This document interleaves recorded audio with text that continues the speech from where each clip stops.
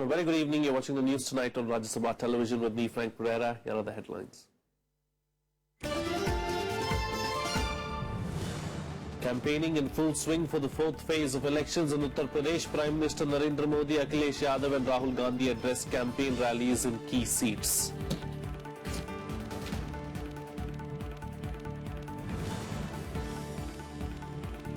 Ruling Naga People's Front elects Party President Shurho-zelie Lie-zitsu as Legislature Party leader, will take oath as the Chief Minister on February 22nd.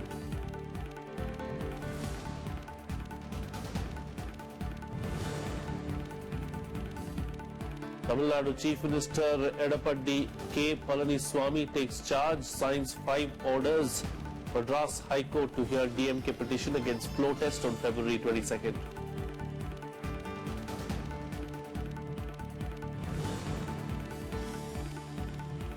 Vice President Mohammad Hamid Ansari holds delegation level talks with President of the Rwandan Senate Tells diaspora that India will open resident mission in Rwandan capital soon.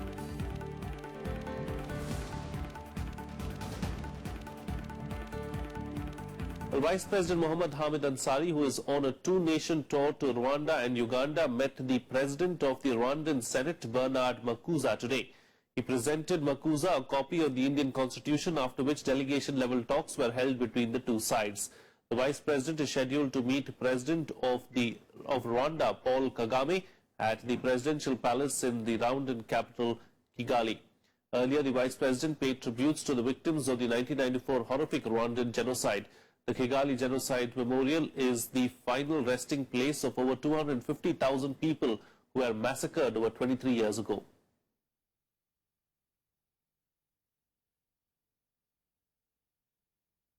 Vice President Mohammad Hamid Ansari arrived in Rwanda as part of his two-nation Africa tour on Sunday. Speaking on board the special aircraft, the Vice President underlined the importance of Indo-African ties. He said this tour is part of a conscious effort by the government to intensify interactions with Africa. Addressing the Indian diaspora in Rwanda, he said India will open its resident mission in the Rwandan capital soon. Vice President Mohammad Hamid Ansari arriving on the first leg of his 5-day two-nation Africa tour in Kigali, the capital of Rwanda. The Vice President was received at the Kigali International Airport by the President of the Senate, Bernard Makuza. This is the first high-level visit from India to Rwanda and the first high-level bilateral visit from the country to Uganda since 1997. Srimati Ansari ji. Before arrival, speaking on board the special Air India One aircraft, the Vice President emphasized that India shares a strategic relationship with Rwanda, and he was hopeful of a substantive outcome from this visit. We have what we call a strategic relationship with Rwanda.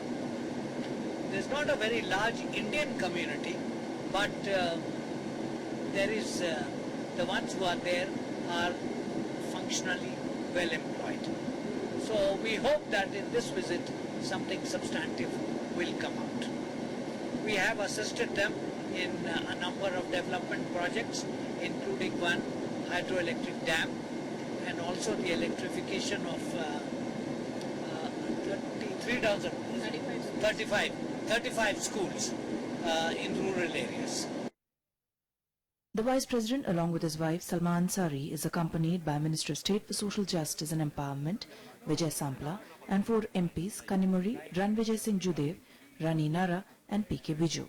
The Vice President addressed a gathering of the Indian community at a banquet hosted by a diaspora group.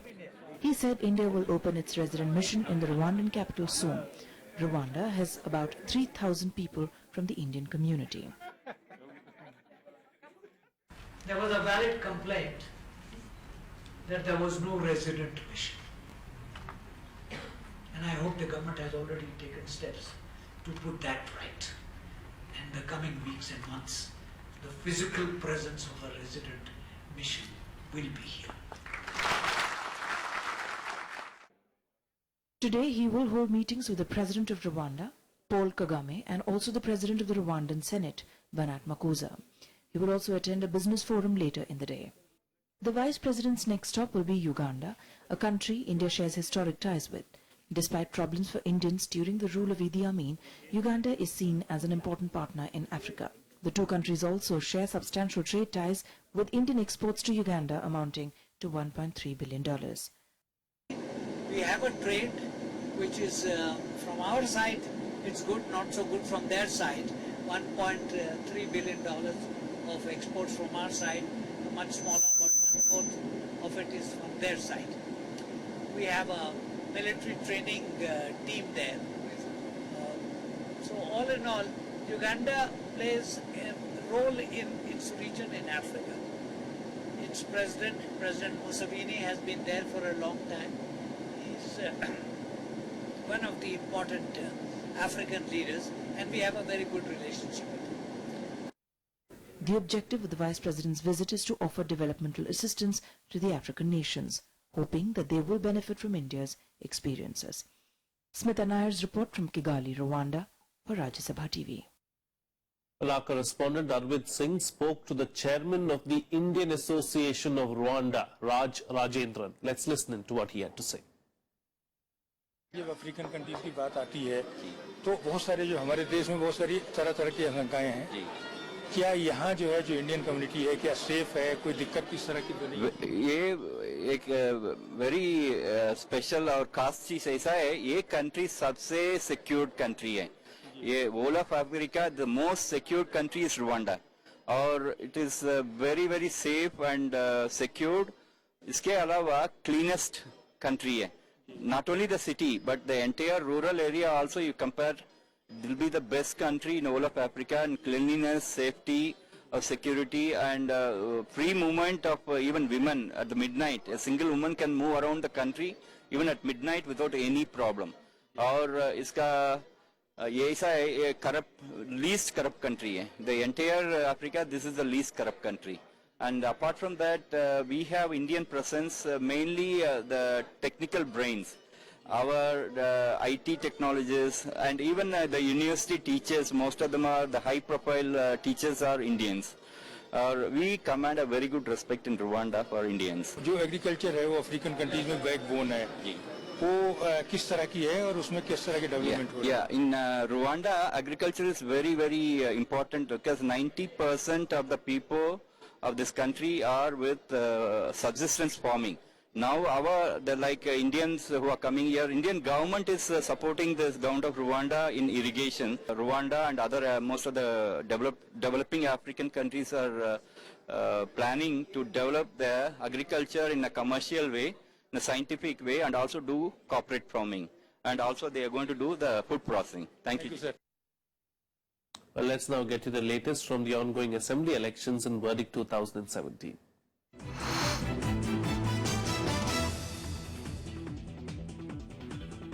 With less than 2 days of campaigning remaining for the fourth phase of polling in Uttar Pradesh, key constituencies saw high-voltage political rallies by political bigwigs. Big promises and big biting sarcasm were in full flow at these election meetings.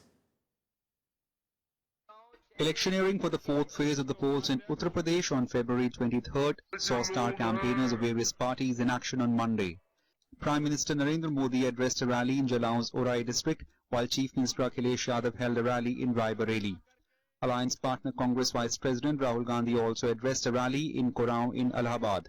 In Orai, Prime Minister Modi promised that the BJP will create a Bundelkhand Development Board to address the issues of the region. Sapa हो, बसपा हो, कांग्रेस हो, ये सभी एक ही सिक्के के अलग-अलग पहलू है. He also mocked arch rivals Bahujan Samaj Party Mayawati for opposing the centre's demonetization drive, stating that the BSP has changed its culture to become Behenji centric. बहन जी ने तो कहा कि पूरी तैयारी नहीं की थी, सरकार ने नहीं की थी कि आपने नहीं की थी. बहुजन बहनजी बन गया और पूरी पार्टी बहनजी संपत्ति पार्टी बन गई. Congress Vice President Rahul Gandhi targeted Prime Minister Modi at his rally in Banda in Uttar Pradesh. Gandhi claimed that the BJP was getting nervous after sensing adverse poll results in the state. He claimed the Prime Minister was making false promises on employment and farmer loans. और 5 minute में हिंदुस्तान का प्रधानमंत्री कर्जा माफ कर सकता है। आपकी नियत साफ नहीं है, आपकी नियत साफ नहीं है। जैसे आपने बिहार को कहा था चुनाव के समय, वैसे आप उत्तर प्रदेश को कह रहे हो। Addressing rallies in Amethi and Raebareli, Uttar Pradesh Chief Minister Akhilesh Yadav said the Prime Minister should speak the truth about development work in the state. अगर जनता समझ पाई हो भारतीय जनता पार्टी के लोगों की मन की बात तो हमें बता दो आप। कोई समझ पाया मन की बात भारतीय जनता पार्टी के लोगों की? और हम तो कहते हैं कम से कम काम की बात कब करोगे ये भी बता के चले जाओ। केवल मन की बात करोगे और काम की बात नहीं करोगे तो लोकतंत्र में कैसे हिसाब किताब बनेगा? Akhilesh also highlighted the achievements of his government during his tenure. Bureau Report, Rajya Sabha TV. Well, the Congress Samajwadi Party combined in Uttar Pradesh came down hard on the Prime Minister's comments at an election rally in Uttar Pradesh's Faizabad district. The party alleged his comments at a rally last week violated the Model Code of Conduct. The BJP, however, defended the remarks while accusing the Congress and Samajwadi Party leaders of misleading the people of the state. The Samajwadi Party Congress alliance has criticized the Prime Minister's comments about graveyards and cremation grounds at a rally last week. Alliance leaders called this a breach of the Model Code of Conduct. प्रधानमंत्री निश्चित हार को देखते हुए बौखला गए हैं और सांप्रदायिकता को इस चुनाव में ला रहे हैं ध्रुवीकरण करने के लिए। चुनाव आयोग को इसका कड़ा नोटिस लेना चाहिए क्योंकि अभी हाल में दिए गए उनके निर्देश का स्पष्ट उल्लंघन है और साथ ही प्रधानमंत्री ने अपने पद की शपथ जो संविधान में के तहत ली है उसको उल्लंघन किया है, उसको अपमानित किया है। While Samajwadi Party chief Akhilesh Yadav used equally scathing remarks, the BJP defended Prime Minister Narendra Modi, stating that the alliance leaders were misleading people and trying to hide their incompetence. हमने प्रधानमंत्री उज्ज्वला योजना देश के गरीबों को दिया, क्या उसको हमने कोई धार्मिक आधार पे बांटा, कोई जाति के आधार पे बांटा? जो गरीब है उन्हीं को मिला और सबसे ज्यादा लाभ उत्तर प्रदेश जैसे प्रांत में दलितों को मिला है, अल्पसंख्यकों को मिला है। यही हमारी नीति, सबके साथ सबके विकास। ये जो लोग लंबे समय तक अल्पसंख्यकों के मन में डर पैदा करके वोट बटोर रहे थे, उनकी अभी लुटिया डूब रही है। वो जमीन से वो निकल जा रहे हैं, उनकी पैर के नीचे से जमीन घिसक रही है। इसी वजह से वो एक तनाव फिर पैदा करना चाहते हैं, यही दुर्भाग्यजनक है। Uttar Pradesh has seen 3 phases of polling so far. The remaining 4 will be completed in the next 2 weeks. Vishal Dahiya, Rajya Sabha TV, Delhi.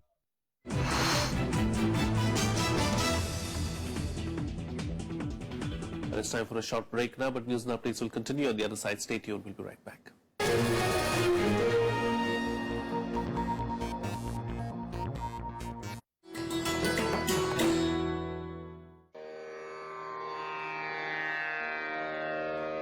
The sacred relics of Buddha were unearthed in Piprawa in Uttar Pradesh. Buddhist monks from all over the world visit the National Museum to pay their respects. These charred bone fragments of Buddha are housed in the gold canopy gifted by the royal family of Thailand.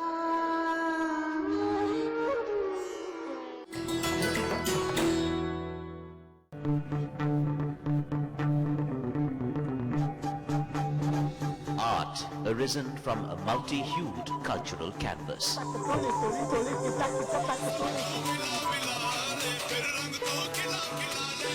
Tradition and cultural fervor dating back centuries.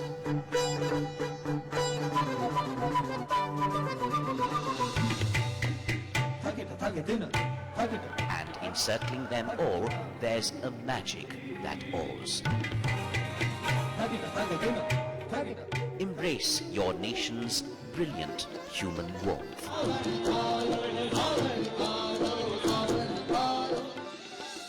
Watch Colors of India Sundays at 9:30 p.m. on Rajya Sabha television.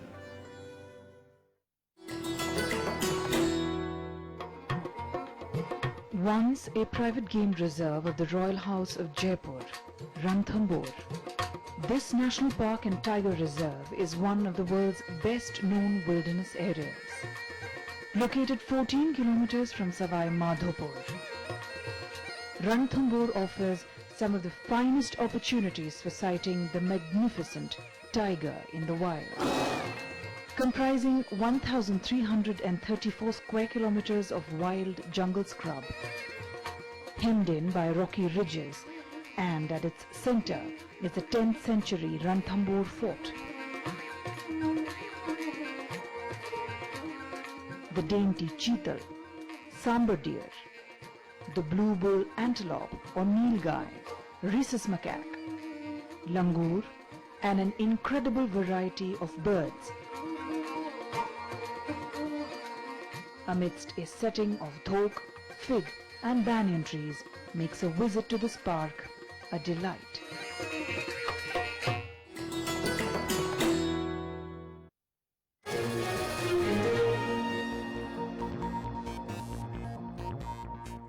Welcome back. You're watching Rajya Sabha television. Well, Tamil Nadu Chief Minister Edappadi Palaniswami who proved his majority in a motion of confidence in the Assembly on Saturday, officially began his regime on Monday. He was welcomed by Chief Secretary Girija Vaidyanathan at the Secretariat. Palaniswami signed 5 orders. All of them were mentioned in the AIADMK's manifesto. He gave the go-ahead to 2 women-centric schemes, including one on increasing financial support to pregnant women from 12,000 to 18,000 rupees and granting 50% subsidy to two-wheelers bought by working women. Palaniswami also ordered the closure of 500 Tamil Nadu State Marketing Corporation liquor outlets. The AIADMK had promised prohibition in a phased manner. கழகத்தின் சார்பாக தேர்தல் அறிக்கை வெளியிட்டார்கள். அந்த தேர்தல் அறிக்கையிலே வெளியிடப்பட்ட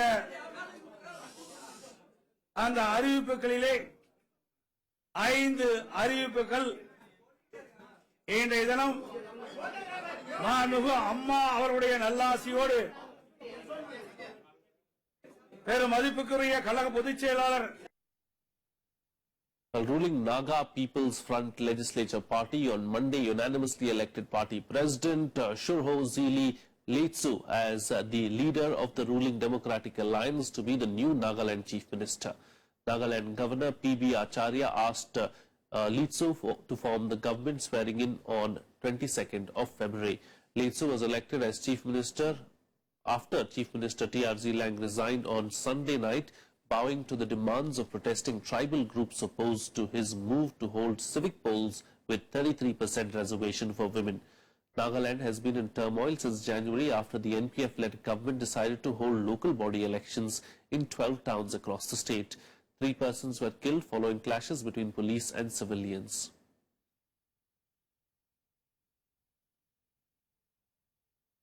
A high-level European Parliament delegation led by its chairman Geoffrey Van Orden met Finance Minister Arun Jaitley today. Both sides discussed various issues, including the free trade agreement, also known as EU-India Broad-Based Trade and Investment Agreement.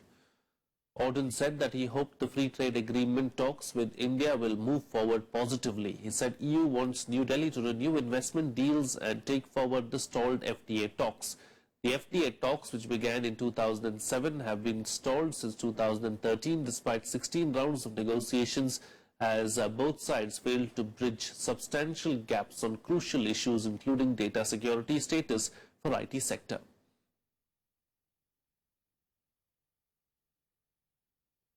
Well, there have been some difficulties in getting this free trade agreement moving, and the investment protection aspect is something that we've discussed, and hopefully there can be some movement in that in parallel with the discussions on wider trade issues. There's a roundup of some international news in Global Buzz.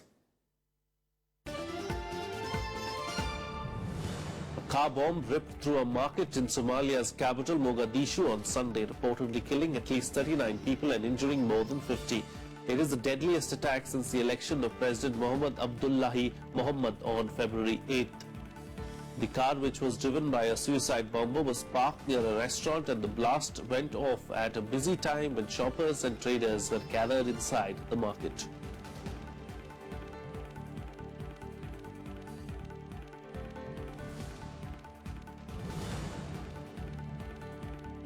At least 13 people, most of them college students on a camping trip, were killed today when their bus lost its brakes and crashed. According to police reports, around 50 passengers were on board the bus as it traversed a highway in Thane town east of Manila before losing its brakes and crashing into a utility pole.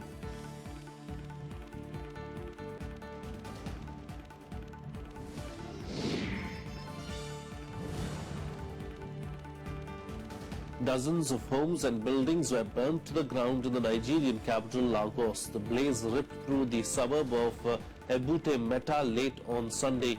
No casualties have been reported yet. Firefighters were eventually able to distinguish the flames. The fire is reported to have been caused by a power surge in the area.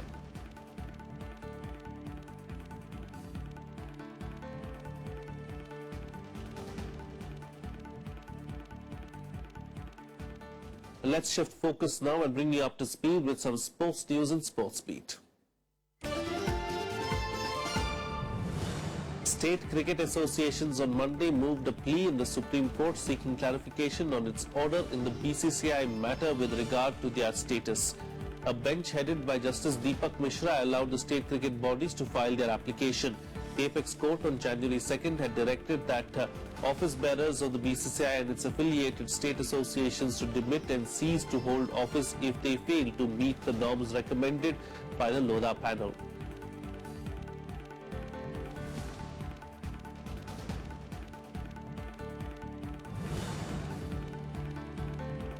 Pakistan all-rounder Shahid Afridi announced his retirement from international cricket. The 36-year-old had already quit Test and ODI cricket but still skippered the Pakistani T20 team. Afridi finished his international career having played just 27 Test matches, 398 one-day internationals and 98 T20 matches.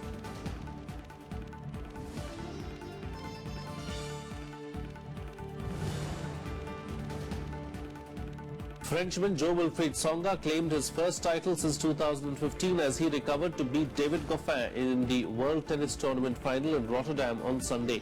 The 6th seed lost the first set and levelled the match in the second before sweeping through the decider against the Belgium to win for 6-6, 4-6, 6-1.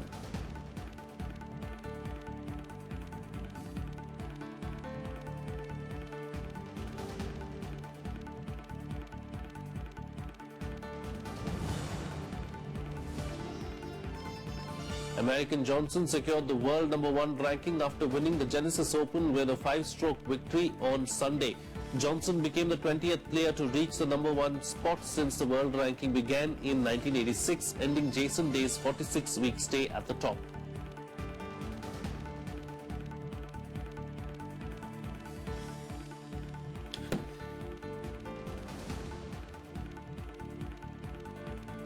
Well, that's it on this edition of the newscast. Good night.